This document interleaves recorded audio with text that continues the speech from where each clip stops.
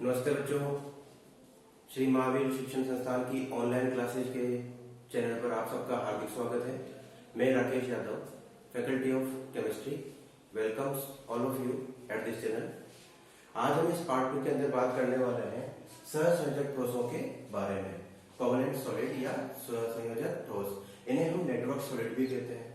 जैसा कि नाम से ही आप लोग जानते हैं कि सहसंयोजक बंध किसे कहते हैं। हम ये जानते हैं कि सहसंयोजक बंध जो होता है वो ज्यादातर अधातु परमाणुओं के साथ इलेक्ट्रॉनों के साझे के द्वारा बनता है, यानी ऐसे ठोस जिनमें अधातु परमाणु दूसरे अधातु परमाणु के साथ सहसंयोजक बंध बनाते हुए जिस नेटवर्क या जटिल संरचना का निर्माण करते हैं उसे हम सहसंयोजक ठोस कहते हैं। चूंकि इनकी जो संरचना बनती है वो अत्यंत जटिल होती है, नेटवर्क के समान होती है, इसलिए इनको हम नेटवर्क सॉलिड भी कहते हैं। इंग्लिश में अगर हम इसको ट्रांसलेट करें तो हम क्या कहेंगे, those solids which are formed by the covalent bonding of atoms or non-metals atoms are known as covalent solid। इनके एग्जांपल कौन कौन से हैं? जैसे डायमंड, हम जानते हैं कि डायमंड जो होता है उसमें कार्बन sp3 हाइब्रिडाइज्ड रहता है और हाइब्रिडाइज रहते हुए एक टेट्राहेड्रल स्ट्रक्चर यानी चतुष्फलक की संरचना को प्राप्त करता है, जो कि स्थिर संरचना है। इसी प्रकार दूसरा हमारा जो एग्जांपल है वो है ग्रेफाइट। ग्रेफाइट जो होता है उसकी जो संरचना होती है वो षटकोणीय समतलीय होती है, जिसमें एक कार्बन परमाणु वलय के अन्य 3 कार्बन परमाणु के साथ में सहसंयोजक बंध बनाता है और एक इलेक्ट्रॉन दूसरी परत के साथ में मुक्त रहते हुए बंधन का निर्माण करता है। तो ये भी एक परतीय संरचना होती है, जटिल संरचना होती है। तीसरा एग्जांपल है सिलिकॉन कार्बाइड। सिलिकॉन कार्बाइड को हम कार्बोरेंडम भी कहते हैं, ठीक है। और चौथा एग्जांपल है फ्लोरीन और पांचवा एग्जांपल है क्वार्ट्ज, जो कि एक प्रकार का कांच है। यदि उनके इंपॉर्टेंट पॉइंट की बात करें तो जो ग्रेफाइट है वो एक नरम और मुलायम संरचना रखने वाला पदार्थ है। Graphite he thermodynamically stable allotrope of carbon भी है, ठीक है, यह हमें ध्यान रखना है। मुक्त इलेक्ट्रॉन होने के कारण ही ग्रेफाइट विद्युत का कंडक्ट कंडक्टर होता है, इसलिए हम इसको जो है एक तरह के लुब्रिकेंट के रूप में भी यूज करते हैं। ग्रेफाइट की यूज से ही हम लोग इलेक्ट्रॉन्स का निर्माण करते हैं बैटरियों के लिए। तो ये हमें कुछ पॉइंट्स याद रखने हैं। अगर प्रॉपर्टीज की बात करें कि कोवैलेंट सॉलिड्स की क्या क्या प्रॉपर्टीज होती हैं, तो पहली प्रॉपर्टी क्या है, ये अत्यंत कठोर होते हैं, जैसे कि हीरा। हीरा जो है नेचुरली फाउंड सबसे हार्डेस्ट सबसे होते हैं। लेकिन हम बात करें सिलिकॉन कार्बाइड की तो ये हीरे से भी 10 टाइम्स ज्यादा हार्डेस्ट है, बट मैनमेड है। मैनमेड मानव निर्मित हार्डेस्ट सब्सटेंस कौन होता है? Silicon carbide. सिलिकॉन कार्बाइड की तरह ही बोरोन नाइट्राइड होता है। बोरोन नाइट्राइड भी मैनमेड हार्डेस्ट सब्सटेंस है। तो अगर पूछा जाए मैनमेड हार्डेस्ट सब्सटेंस कौन सा हुआ, तो वो है सिलिकॉन कार्बाइड और एक है हमारे पास बोरोन नाइट्राइड। ओके बच्चों।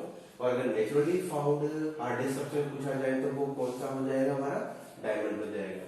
नेक्स्ट बात करते हैं इसके जो परमाणु होते हैं वो सहसंयोजक बंध बनाते हुए जालनुमा स्ट्रक्चर बनाते हैं, इसलिए इन्हें नेटवर्क सॉलिड भी कहता है। All the atoms found in the allotropes or the substance are bound by covalent bonding. Therefore, they form a network-like structure. They are also known as network solid. Their melting points are very high, but less than ionic solids. इनके ionic process से melting point क्या होते हैं? कम होते हैं। They are non-conductor, but अगर example की बात करें तो ग्रेफाइट जो होता है वो फ्री इलेक्ट्रॉन होने के कारण क्या होता है? विद्युत का सुचालक होता है। तो only graphite is the best example of conductor of electricity. Next third part की बात करें हम इसका, कोवैलेंट सॉलिड के बाद में जो थर्ड आता है वो है हमारा मेटेलिक सॉलिड और धात्विक सॉलिड। हम सब जानते हैं कि धातु परमाणु जो होते हैं वो न्यूट्रल केस में होते हैं या न्यूट्रल अवस्था में पाए जाते हैं। तो हम क्या कहेंगे कि ऐसे ठोस जिनमें धातु से निर्मित जो धनायनिक स्पीशीज होगी, जिसको हम कर्नेल के नाम से पहचानते हैं, तो वो अपने आसपास उपस्थित मुक्त इलेक्ट्रॉनों के साथ में एक इलेक्ट्रोस्टैटिक फोर्स के द्वारा बाउंड रहेंगे। तो इस तरह के सॉलिड्स को क्या कहा गया है? मेटेलिक सॉलिड कहा गया है, ठीक है। इसके एग्जांपल क्या हो जाएंगे? All metals like aluminium, gold, silver etcetera. मिश्र धातु या एलॉयज जो है वो भी इसके एग्जांपल्स हो जाएंगे। ओके बच्चों, जैसा कि आपको डायग्राम में दिखाई दे रहा है, हमने एक मेटेलिक सरफेस का एग्जांपल लिया जिसमें हम क्या कह रहे हैं कि each metal is neutral metal, ठीक है। अब होता क्या है कि ये जो मेटल एटम होता है वो अपने आउटर शेल के कोई एक या एक से ज्यादा इलेक्ट्रॉन को लूज कर लेगा। जैसे लूज करेगा तो एक कैटायनिक स्पीशीज, धनायनिक स्पीशीज बनेगा और उस कैटायनिक स्पीशीज को ही क्या कहा जाता है? कर्नेल कहा जाता है। अब ये कर्नेल जब बन चुका है तो इसके आसपास एक ओशन बन चुका है। ओशन किसका बना? फ्रीली इलेक्ट्रॉन्स का, जो कि उस मेटल एटम ने त्यागे थे जो। तो इन इलेक्ट्रॉन्स के साथ में ये कैटायनिक स्पीशीज आपस में एक इलेक्ट्रोस्टैटिक फोर्स से बॉन्ड रहेगी। तो इस वजह से ऐसे सॉलिड्स क्या कहलाएंगे, हमारे मेटेलिक सॉलिड्स कहलाएंगे। अब इनकी प्रॉपर्टीज की बात करें, ये अत्यंत कठोर होते हैं, इनमें धात्विक चमक होती है, मेटेलिक शाइनिंग इनमें पाई जाती है। तन्यता को हम बोलते हैं डक्टिलिटी। तन्यता को हम क्या बोलते हैं, डक्टिलिटी। तन्यता पाई जाती है, आपने पढ़ा होगा, अगर 1 ग्राम सोने को लिया जाए, उसको खींचा जाए तो 1 किलोमीटर लंबा उसका तार बनाया जा सकता है। तो ये प्रॉपर्टी उसकी तन्यता या डक्टिलिटी कहलाती है। आघातवर्ध्यता, इसको हम मेलिएबिलिटी भी कहते हैं, मेलिएबिलिटी भी इसको कहा जाता है। इसका मतलब क्या हुआ कि अगर मेटेलिक सरफेस पर फोर्स लगाया जाए तो ये थिन शीट्स में कन्वर्ट हो जाती है। जैसे आप देखा होगा लोहे की चदरें, चांदी का वर्क, तो ये सब किसकी प्रॉपर्टी हो गई, आघातवर्ध्यता हो गई। उसके अलावा ये सब जो है मेटेलिक सॉलिड होते हैं, ये इलेक्ट्रिसिटी और हीट दोनों के बेस्ट कंडक्टर होते हैं। ओके बच्चों, तो हमने आज की क्लास में क्या पढ़ा, कोवलेंट सॉलिड, और दूसरा हमने क्या पढ़ा यहाँ पर, मेटेलिक सॉलिड।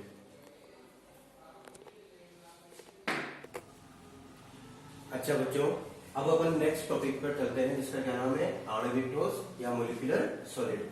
जैसे नाम से पता चल रहा है कि आणविक लिखा हुआ है, इसका मतलब ऐसे ठोस जो जिनके द्वारा बने हुए रहेंगे वो अणुओं के द्वारा बने रहेंगे। तो परिभाषा क्या बनी, ऐसे ठोस जिनका निर्माण विविक्त आणविक इकाइयों के द्वारा हो। अणु तो हम लोग जानते हैं कि परमाणु के समुच्चय को क्या बोलते हैं, अपन अणु कहते हैं। तो आणविक इकाइयों द्वारा हो तो उनको क्या कहते हैं, अपन आणविक ठोस कहते हैं। एग्जाम्पल की बात करें, जैसे ammonia solid, iodine solid, ice या बर्फ जो कि H2O है, ग्लेशियल एसिटिक एसिड, तो ये सब किसमें आते हैं, मॉलिक्यूलर सॉलिड्स में आते हैं। अब इनको आगे हम इनके 3 टाइप्स में डिवाइड कर देते हैं। उसमें पहला क्या आता है, अध्रुवीय अध्रुवीय आणविक ठोस या नॉन पोलर मॉलिक्यूलर सॉलिड।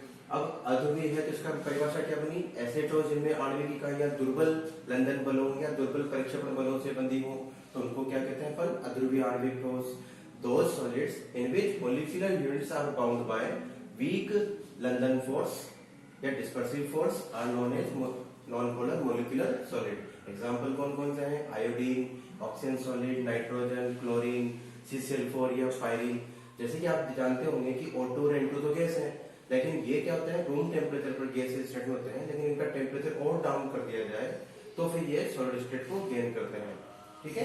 दूसरी कैटेगरी कौन सी इनमें से, ध्रुवीय आणविक ठोस यानी पोलर मॉलिक्यूलर सॉलिड्स। ऐसे ठोस जिनमें आणविक इकाइयां वैन वाल बलों से बंधी हुई हो तो उनको क्या कहते हैं, अपन ध्रुवीय आणविक ठोस कहते हैं। दो solids in which molecular units are bound by van Waals forces are known as polar molecular solids. जैसे SO2, क्लोरोफॉर्म, HCl, तो ये सब किसमें आएंगे, हमारे ध्रुवीय आणविक ठोसों में आएंगे।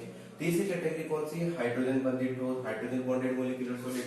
नाम से ही पता है कि हाइड्रोजन बंध कब बनता है, जब किसी एक अणु के अंदर उपस्थित हाइड्रोजन परमाणु किसी दूसरी यूनिट के हाईली इलेक्ट्रोनेगेटिव एलिमेंट जैसे ऑक्सीजन, नाइट्रोजन, सल्फर, हैलोजन, इनके साथ बाउंड हो जाती है, तब उनको हम कहते हैं हाइड्रोजन बॉन्ड। यानी ऐसे ठोस जिनमें आणविक इकाइयों के मध्य हाइड्रोजन परमाणु किसी हाई इलेक्ट्रोनेगेटिव एलिमेंट जैसे ऑक्सीजन, सल्फर, नाइट्रोजन, हाइड्रोजन के साथ बंधा हुआ हो, तब हम उसको क्या नाम देते हैं, हाइड्रोजन बंधित ठोस कहते हैं। Those molecular solids in which molecular units are bound by hydrogen bond are known as hydrogen bonded molecular solids. Example कौन सा हो जाएगा, ग्लेशियल एसिटिक एसिड। जैसा आप जानते हैं एसिटिक एसिड का फॉर्मूला क्या होता है, CH3C डबल बॉन्ड OH। तो जब टेम्परेचर कम होता है तो दो एसिटिक एसिड के मॉलिक्यूल एक दूसरे के साथ हाइड्रोजन बॉन्ड का फॉर्मेशन करते हैं। इसी प्रकार आप जानते हैं बर्फ या आइस, ये एक वाटर मॉलिक्यूल यूनिट है और ये दूसरी वाटर मॉलिक्यूल यूनिट है। तो एक का हाइड्रोजन परमाणु या हाइड्रोक्सी ग्रुप का जो हाइड्रोजन परमाणु है वो दूसरी यूनिट के ऑक्सीजन के साथ में हाइड्रोजन बॉन्ड बना रहा है। तो इस तरह से ये हमारे किसमें आ जाएगा, हाइड्रोजन बॉन्डेड मॉलिक्यूलर सॉलिड्स में आ जाएगा।